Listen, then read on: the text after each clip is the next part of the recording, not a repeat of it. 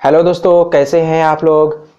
आप देख रहे हैं फ्लाइंग करियर पॉइंट। दोस्तों, आप सभी का हमारे चैनल पे बहुत बहुत स्वागत है।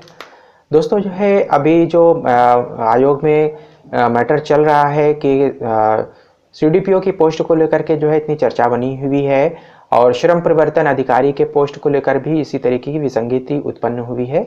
तो इसमें भी जो है आज न्यूज़पेपर में भी इसके विषय में जो है निकाल दिया गया है। तो इसमें बताया गया है न्यूज़पेपर के माध्यम में से जो है हमको भी पता चला है कि 1131 अभ्यर्थी हैं जो कि जो संशोधित परिणाम है, संशोधित परिणाम जारी कर दिया है आयोग ने।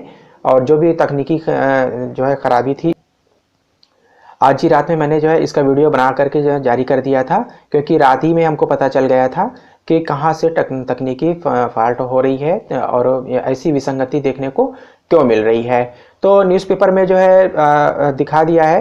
न्यूज़पेपर के माध्यम से हमको सुबह जानकारी हुई कि 1131 अभ्यर्थियों को बाहर किया गया है। यानी कि जो संशोधित परिणाम जो है आयोग ने जारी किया है उसमें 1131 अभ्यर्थी ऐसे रहे हैं जो कि योग्यता उनके पास नहीं थी। जो आयोग ने अर्हता रखी थी श्रम प्रवर्तन अधिकारी और सीडीपीओ पोस्ट के लिए, तो उसमें 1131 अभ्यर्थी बाहर हुए हैं। तो इस विषय में जो है न्यूज़पेपर में क्या जो है डिटेल आई हुई है, इसको हम थोड़ा सा देख लेते हैं, इस पर नज़र डाल लेते हैं कि उत्तर प्रदेश लोकसेवा आयोग यूपीपीएससी ने पीसीएस 2020 की प्रारंभिक परीक्षा का परिणाम संशोधित कर दिया है। यानी कि अब उसने संशोधित परिणाम जारी कर दिया है। जो पहले वाला सीडीपीओ और श्रम परिवर्तन अधिकारी की जो लिस्ट उसने जारी किया था उसमें जो है परिवर्तन करके और संशोधित परिणाम जारी किया है। यानी कि जो पहले जो सिलेक्ट हुए थे वो लोग अब बाहर हो गए और क्राइटेरिया के अनुसार जिनका चयन होना चाहिए था दोस्तों, उन लोगों को अब शामिल कर लिया गया है। और जो लोग जो है अर्हता धारित नहीं कर रहे थे, जैसे कि किसी ने बीएससी किया हुआ है या जिनके पास सीडीपीओ की पोस्ट के लिए सोशलॉजी, सोशल वर्क या होम साइंस नहीं था, इसी प्रकार से श्रम परिवर्तन अधिकारी की जो अर्हता नहीं धारित कर रहे थे, तो उन लोगों को बाहर कर दिया गया है। बाकी जो तो ऐसे जो है अभ्यर्थी 1131 अभ्यर्थी हैं। ऐसे में विशिष्ट अर्हता वाले 2 प्रकार के पदों के लिए प्रारंभिक परीक्षा में सफल घोषित किए गए 1131 अभ्यर्थियों को बाहर कर दिया गया है।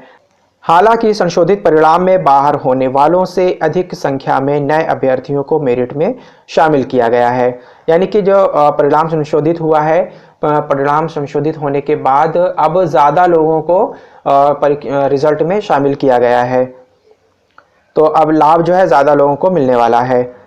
ऐसे में कुल मिलाकर सफल होने वाले अभ्यर्थियों की संख्या बढ़कर 5535 हो गई है। अब 5535 लोगों को सफल घोषित किया गया है, जबकि पूर्व में जारी किए गए परिणाम में 5393 अभ्यर्थियों को मुख्य परीक्षा के लिए सफल घोषित किया गया था। इसके बाद ही आगे लिखते हैं कि मेरिट में 142 सफल अभ्यर्थियों की संख्या बढ़ गई है। यह गड़बड़ी विज्ञापन और आवेदन में अर्हत क्रम में भिन्नता के कारण हुई है। आयोग ने संशोधित परिणाम जारी कर दिया है। आयोग ने पीसीएस 2020 की प्रारंभिक परीक्षा का परिणाम 21 नवंबर को जारी किया था। आयोग ने पीसीएस 2020 की प्रारंभिक परीक्षा का परिणाम 21 नवंबर को जारी किया था। पीसीएस के 487 पदों पर भर्ती के लिए 5393 अभ्यर्थियों को सफल घोषित किया गया है। परीक्षा में शामिल विशिष्ट अर्हता के पदों पर श्रम प्रवर्तन अधिकारी और बाल विकास परियोजना अधिकारी यानी कि सीडीपीओ के विज्ञापन में अंकित पद क्रमांक और ऑनलाइन आवेदन प्रक्रिया में प्रदर्शित पद क्रमांक में भिन्नता होने के कारण पदों के लिए निर्धारित अनिवार्य शैक्षिक अर्हता धारित करने वाले एवं उन पदों के लिए आवेदन करने वाले अभ्यर्थियों का सही डाटा तकनीकी त्रुटि के कारण उपयोग में नहीं लाया जा सका है। तो यहाँ पर ये बता दिया गया है कि जो विज्ञापन में पद क्रमांक डाला था आयोग ने, और जो एप्लीकेशन फॉर्म का जो पद क्रमांक था, उनके दोनों के पद क्रमांक में भिन्नता हो गई थी तकनीकी कारणों से। तो इस कारण से इसमें जो है ये त्रुटि जो है हो गई थी और दोनों ग्रुप या पदों के लिए घोषित प्रारंभिक परीक्षा के परिणाम में विसंगति उत्पन्न हो गई थी।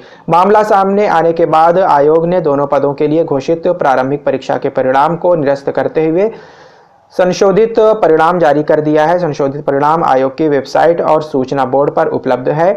प्रारंभिक परीक्षा के परिणाम में शेष शर्तें यथावत रहेंगी। तो बाकी शर्तें जो है जैसी पहले विज्ञापन में थी वैसी ही रहेंगी बाकी सारी चीज़ें।